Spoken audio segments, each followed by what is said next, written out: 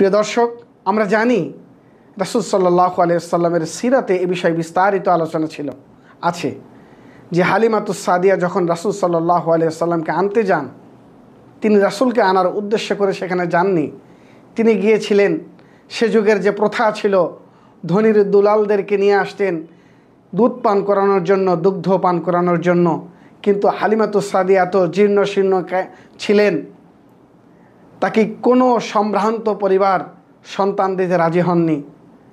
কিন্তু শেষ পর্যন্ত খালি হাতে ফিরে আসার চেয়ে, এবং রাসূল সাল্লাল্লাহু আলাইহি ওয়াসাল্লামের অবস্থাও এমন ছিল, তাকেও কেউ গ্রহণ করতে চাননি।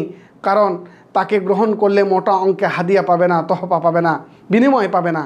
যার কারণে রাসূল সাল্লাল্লাহু আলাইহি ওয়াসাল্লামকে কেউ গ্রহণ করেননি। এই হালিমাতুস সাদিয়া শেষ পর্যায়ে চিন্তা করলেন, খালি হাতে ফিরে যাওয়ার চেয়ে এই এতিম বাচ্চাকে আমি সঙ্গে করে নিয়ে যাই।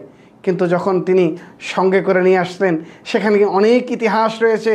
তার যে গাধাটা ছিল, যখন মক্কায় আসতেছিলেন, মক্কায় আসার সময় এই গাধা চলতে পারে না, কিন্তু যখন রাসূল সাল্লাল্লাহু আলাইহি ওয়াসাল্লামকে সাথে করে রওনা হলেন বাড়ির দিকে, তখন তার গাধা, তার খচ্চর সবার পশুর আগেই চলে যাচ্ছিল।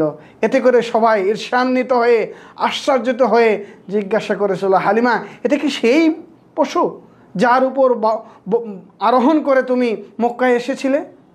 তো প্রিয় দর্শক, আমরা সেদিকে যাব না। রাসূল সাল্লাল্লাহু আলাইহি ওয়াসাল্লামের এই সিনা চাকের হৃদয় বিদারক ঘটনা যখন তিনি অবগত হলেন, তিনি কিছুটা ভীত সন্ত্রস্ত হয়ে পড়লেন এবং তিনি চিন্তা করলেন, মুহাম্মদকে আমি তার মায়ের কাছে সুপর্দ করে আসি, কারণ তিনি আমার কাছে আমানত ছিল, তার কোনো ক্ষতি হয়ে গেলে আমি সেই ক্ষতিপূরণ দায় দিতে পারবো না।